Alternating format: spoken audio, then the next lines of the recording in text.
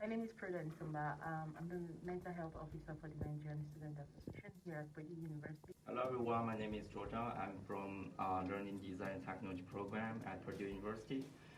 My name is Dr. Shalom Ablavi, and I'm the Vice PR for the Purdue Graduate Student Government. Mental health is living above stress. Mental health is having control over your mental stability. And mental health is also having control over your general well-being in spite of all the stress and distractions around you. So mental health means a lot to me. It means like a good work and life balance.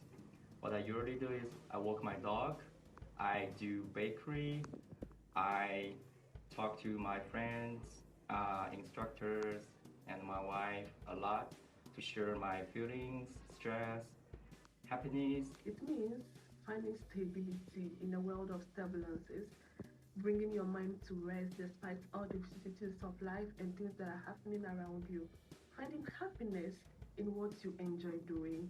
So, have a great mental health week. Have a great mental week ahead. We hope to see you at all our events. And guess what? As PGSD always promises, there are a lot of programs and events crafted just for you. Come around, de-stress, and enjoy yourself. See you. Bye.